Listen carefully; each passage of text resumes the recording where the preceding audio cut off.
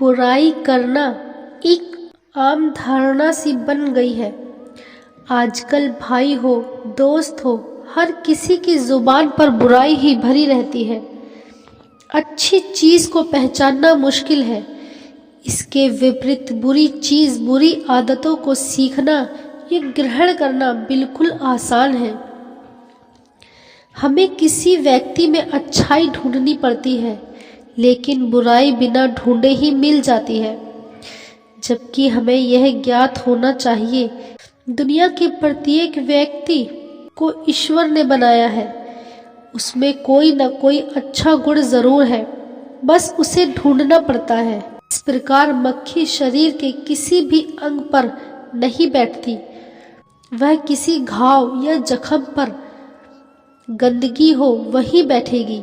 ठीक उसी प्रकार बुरे लोग किसी भी मनुष्य की सभी अच्छाई छोड़कर सिर्फ बुरी चीजों को देखता है। किसी की बुराई करना गुनाह कहा गया है, इससे आप गुनाह के भागीदार बनते हैं। कभी कभी बुराई या गलत काम करने वाले भी व्यक्ति को बुराई करने वाला बन जाता है। सभी दोष बुराई करने वाले पर ही आ जाता है। जिस व्यक्ति ने गलत काम किया वो बच जाता है। इसलिए किसी की बुराई करते हो तो काफी सोच समझ कर करें। मैं आपको एक कहानी बता रही हूँ, इससे आप समझ जाएंगे कि बुराई करने वाला दोषी हो गया। एक बार की बात है, एक प्रतापी राजा था। उन्हें ब्राह्मण को भोजन कराने में बहुत आनंद आता था। वह रोज दिन 100 ब्राह्मण को भोजन कराने के बाद ही भोजन करता था। एक बार की बात है, राजा 100 ब्राह्मणों को भोजन की व्यवस्था कर रहा था। भोजन बनकर तैयार था। आकाश से एक चील पक्षी एक नाग सांप पकड़ के उड़ रहा था। नाग सांप जान बचाने के लिए तड़प रहा था। तभी उसके मुंह से जहर निकला। जहर ऊपर से गिरा और सीधे राजा के द्वार बनाए गए भोजन में गिर गया। किसी ने भी नहीं देखा भोजन में जहर गिर गया है। भोजन करने के उपरांत सभी 100 ब्राह्मणों की मृत्यु हो गई। यमराज के दरबार में चित्रगुप्त जब हिसाब किताब लगा रहे थे तो बार बार सोच रहे थे कि मृत्यु का दोष किसके ऊपर डाला जाए। राजा, जिसको पता ही नहीं था कि भोजन में जहर है या फिर नाग, उसे क्या पता था कि उसके मुंह से निकला जहर नीचे उस भोजन में गिर गया है। वह तो अपनी जान बचा रहा था। चील पंछी को दोष नहीं दिया जा सकता, क्योंकि वह तो अपना भोजन लेकर जा रही थी। ब्राह्मण की तो मृत्यु ही हो गई, उसे दोष कैसे दिया जा सकता है।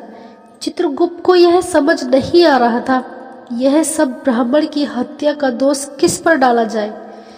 2 दिन बाद राजा अपने राज्य का भ्रमण करने के लिए निकला। भी एक महिला ने बोल दिया कि वह देखो, इस राजा ने 100 ब्राह्मणों की हत्या कर दी। चित्रगुप्त के पास यह सूचना गई और उस महिला के ऊपर 100 ब्राह्मण की हत्या का पाप डाल दिया गया।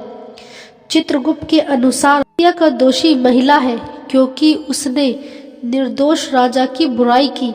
इस प्रकार आप समझ गए होंगे कि बुराई करने वाला ही सबसे बड़ा दोषी बन जाता है। इसीलिए बुराई करते समय काफी सोच समझ कर किसी की बुराई करें। अब सवाल यह आता है कि बुराई कौन करता है? वो कौन लोग हैं जो हमेशा दूसरों की बुराई करते हैं?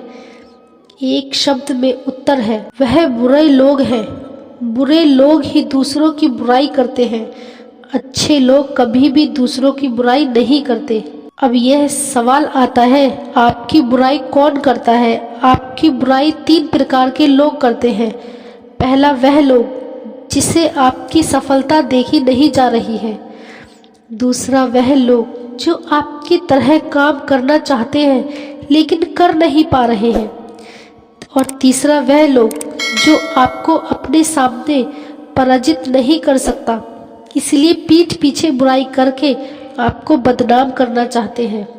आपके मन में यह सवाल आता है, यदि आपके कोई बुराई करता है तो आप आपके लिए क्या करें? इसका सीधा जवाब है कि आप उसके विरुद्ध कुछ नहीं करें, क्योंकि कोई व्यक्ति जब दूसरों की बुराई करता है वह खुद अपना चरित्र सबकी नज़र में वह गिर जाता है। आपका वह कुछ भी नहीं कर सकता। आप अपना काम करते रहे। एक कहावत है, जो कुछ काम करेगा उसी से कुछ गलती भी हो सकती है। जो कुछ करेगा ही नहीं, निठल्ला बैठा रहेगा, उससे कुछ गलती वह कैसे हो सकती है?